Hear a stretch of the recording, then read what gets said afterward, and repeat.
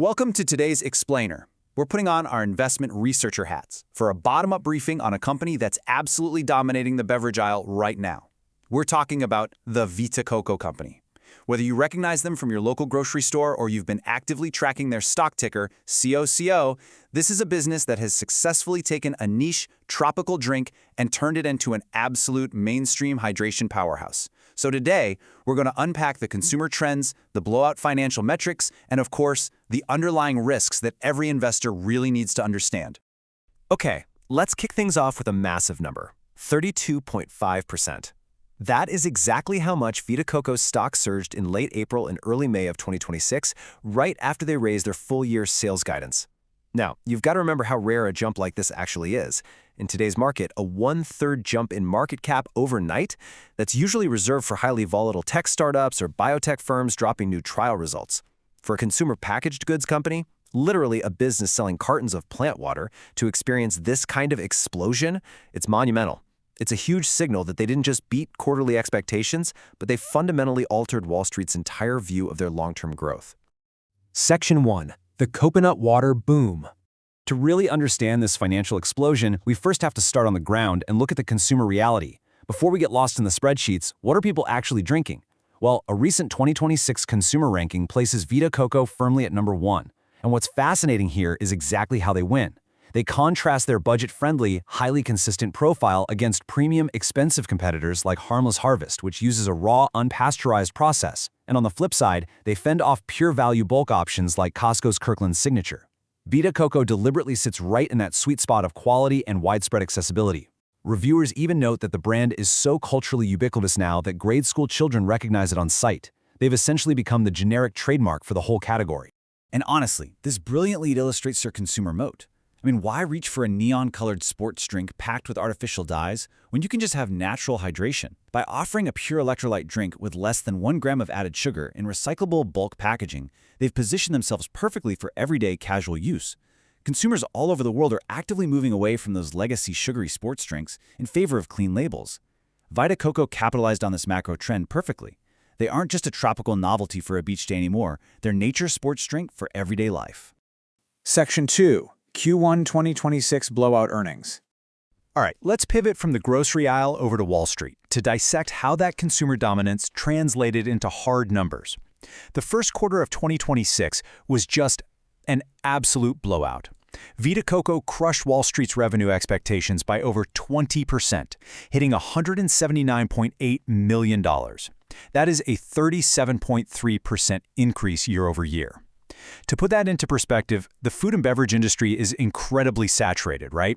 Shelf space is fiercely protected by legacy conglomerates, so pulling off near 40% top-line growth at this scale is an almost unprecedented achievement for a single category brand. Now here is the absolutely critical takeaway from this revenue beat. It wasn't just a mirage created by inflation-driven price hikes. We've seen a lot of that lately, where companies post growth simply by charging consumers more for the exact same thing, which masks underlying weakness. But for Vita Coco, actual sales volumes, the physical cases of coconut water being shipped and scanned at the register, surged by 30.2%. This is the absolute gold standard for consumer packaged goods.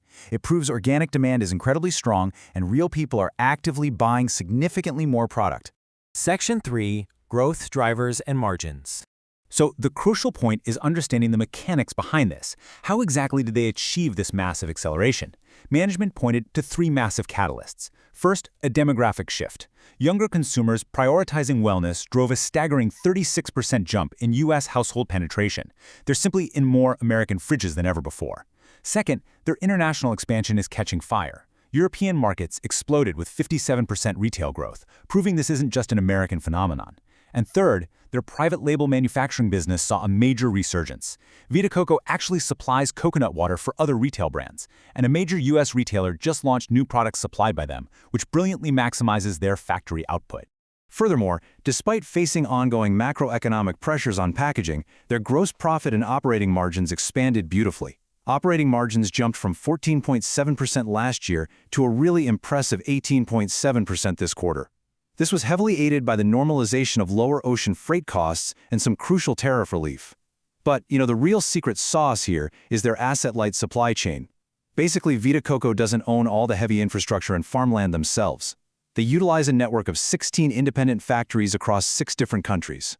This gives them incredible agility to optimize costs and scale up efficiently without just burning through cash. Section 4. Valuation and ratios. Let's move to the fundamentals and see how this builds into the company's current market valuation. The growth is undeniably there, but what are investors actually paying for it? The company operates with a pristine balance sheet, virtually no debt and nearly $200 million in cash on hand. They boast a stellar 24.25% return on equity. But because of this flawless execution, the market has rewarded them with a very lofty price-to-earnings ratio of over 55. A multiple this high means investors are essentially pricing in years of aggressive, uninterrupted growth. They're valuing Vita Coco more like a high-margin software company than a traditional beverage distributor. And this creates a fascinating tension for analysts right now. On the bullish side, management confidently raised their full-year guidance to a massive $727.5 million at the midpoint. They see no slowdown in sight. But on the bearish side, conservative fundamental models suggest a fair value estimate closer to $61.89, implying potential downside from current trading levels. So analysts are kind of sounding the alarm, warning that the stock might be priced for absolute perfection, which carries real risk if growth decelerates even just a fraction of a percent. Section 5. Key investment risks. To round out our briefing, we absolutely have to ground the hype. It is the single most vital question an investment researcher can ask when a stock is flying this high: what could possibly disrupt this momentum? Because when a company trades at a premium 55 times multiple, any misstep, any supply chain hiccup, or shift in consumer sentiment can trigger a very sudden market correction. When you look closely at their 2025 SEC 10K filings, the risks are incredibly concentrated. Think about this. 96% of their revenue is tied to one single agricultural product. Coconuts take years to grow, so a single bad storm season in sourcing countries like Thailand or the Philippines could devastate their supply base. On top of that, 44% of all their sales funnel through just 2 major retail customers. If one of those relationships sours, nearly half their revenue just vanishes. Add in total reliance on a single packaging supplier, and you start to see a multi-billion-dollar business balancing on a fragile operational web that requires absolutely flawless execution.